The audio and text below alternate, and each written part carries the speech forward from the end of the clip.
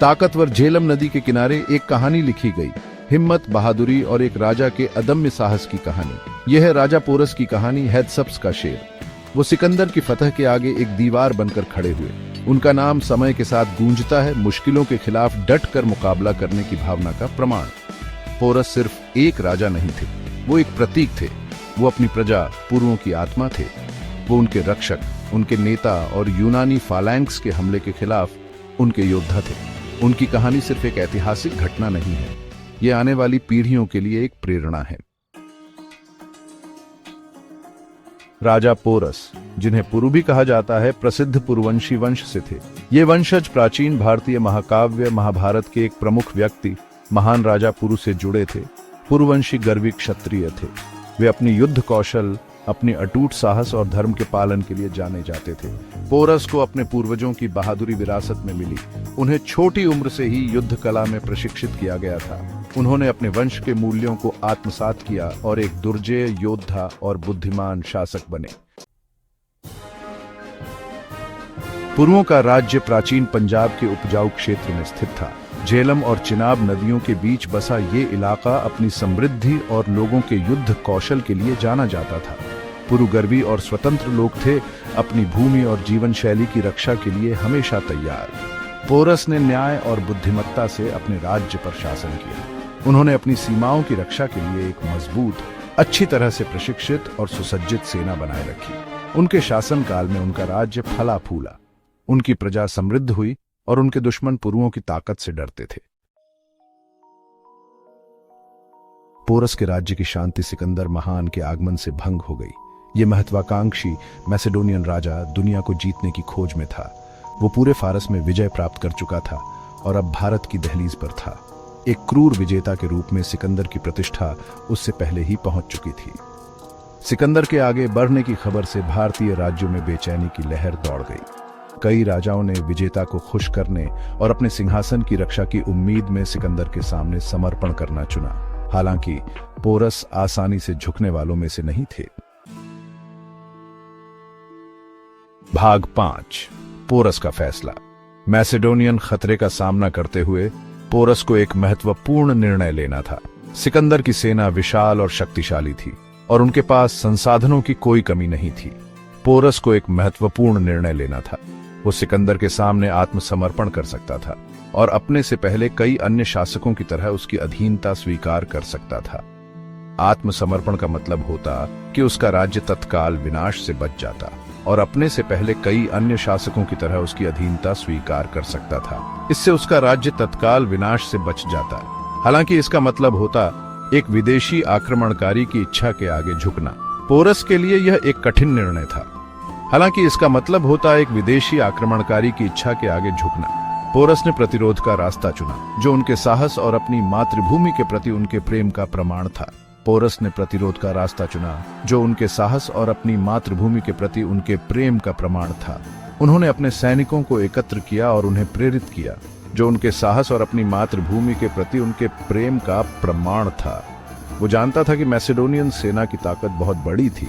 वो जानता था कि मैसेडोनियन सेना की ताकत बहुत बड़ी थी, लेकिन पोरस ने हार मानने से इनकार कर दिया। वो ये भी जानता था कि आजादी के लिए लड़ना एक ऐसी लड़ाई है जो लड़ने लायक है, चाहे परिस्थिति कैसी भी हो। पोरस ने अपने सैनिकों को तैयार किया और उन्हें बताया कि यह लड़ाई उनके अस्तित्व और सम्मान के लिए है, चाहे परिस्थिति कैसी भी हो। पोरस का यह निर्णय इतिहास में एक महत्वपूर्ण मोड़ साबित हुआ, जिसने उनकी वीरता और देशभक्ति को अमर कर दिया। भाग 6, दिग्गजों का टकराव। महायुद्ध का मंच तैयार हो गया था। झेलम नदी के तट पर 326 ईसा पूर्व में लड़ी गई हैत्सप्स की लड़ाई इतिहास के पन्नों में एक पौराणिक मुठभेड़ बन जाएगी। अपने अनुशासित फालैंक्स फॉर्मेशन के लिए जानी जाने वाली सिकंदर की सेना एक दुर्जेय बल थी। पोरस संख्या में कम होने के बावजूद अपने ही जमीन पर लड़ने का फायदा उठा रहे थे। पैदल सेना, घुड़सवार सेना और युद्ध हाथियों वाली उनकी सेना मैसेडोनियन सेना का मुकाबला करने के लिए रणनीतिक रूप से तैनात थी। घंटों तक युद्ध चलता रहा, लोहे, तीरों और हाथियों की दहाड़ का तूफान। भाग 7, पोरस की बहादुरी। युद्ध के बीचों बीच घायल होने के बावजूद पोरस ने बेजोड़ वीरता से लड़ाई लड़ी। उन्होंने अपने आदमियों का साहस और रणनीतिक कुशलता के साथ नेतृत्व किया, जिससे उन्हें आक्रमणकारियों के खिलाफ बहादुरी से लड़ने की प्रेरणा मिली। अपने घायल लेकिन अटूट राजा को देखकर उनका प्रतिरोध और मजबूत हुआ। युद्ध के मैदान में एक भयानक ताकत युद्ध के हाथियों ने मैसेडोनियन रैंकों में अफरा तफरी मचा दी। उन्होंने दुश्मन की पंक्तियों को रौंद दिया। उनका आकार और ताकत एक महत्वपूर्ण लाभ साबित हुई। हालांकि अनुशासित मैसेडोनियन फालैंक्स उनके बेहतर तीरंदाजी और युद्धाभ्यास के साथ धीरे धीरे बढ़त हासिल करने लगे। भाग 8 सिकंदर का सम्मान। पोरस और उनकी सेना के बहादुर प्रयासों के बावजूद अंततः मैसेडोनियन जीत गए। ये एक कठिन और लंबी लड़ाई थी, जिसमें दोनों पक्षों ने अपनी पूरी ताकत झोंक दी थी। पोरस की सेना ने अद्वितीय साहस और रणनीति का प्रदर्शन किया, लेकिन सिकंदर की सेना की संख्या और संसाधनों के सामने वे टिक नहीं सके। पोरस पकड़े गए और सिकंदर के सामने लाए गए हार में भी सीधे और गर्व से खड़े रहे। उनकी आंखों में हार का कोई डर नहीं था, बल्कि एक राजा की गरिमा और आत्मसम्मान झलक रहा था। सिकंदर ने पोरस की इस अदम्य भावना को तुरंत पहचान लिया। जब उनसे पूछा गया कि वो कैसे व्यवहार चाहते हैं, तो पोरस का जवाब गरिमा और आत्मसम्मान से भरा था। उन्होंने कहा, जैसे एक राजा को एक राजा के साथ व्यवहार करना चाहिए। ये सुनकर सिकंदर ने पोरस की बुद्धिमत्ता और साहस की सराहना की। उन्होंने एक राजा जैसा व्यवहार करने की मांग की। पोरस की इस मांग ने सिकंदर को गहराई से प्रभावित किया। सिकंदर ने महसूस किया कि पोरस केवल एक योद्धा नहीं, बल्कि एक सच्चे राजा थे, जो अपने आत्मसम्मान और गरिमा के लिए खड़े थे। पोरस के साहस और उनके अदम्य साहस से प्रभावित होकर सिकंदर ने उन्हें रिहा करने का फैसला किया।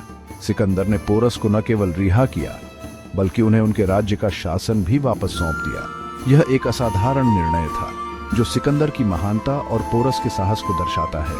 उसने पोरस का राज्य वापस कर दिया और उसे अतिरिक्त क्षेत्र भी दिए। यह एक ऐसा क्षण था जिसने इतिहास में एक नई मिसाल कायम की। सिकंदर और पोरस के बीच यह सम्मान और विश्वास का बंधन दोनों राजाओं की महानता को दर्शाता है। सम्मान और प्रशंसा के इस कृत्य ने पोरस की एक बहादुर विरोधी और सम्मान के योग्य शासक के रूप में छवि को मजबूत किया।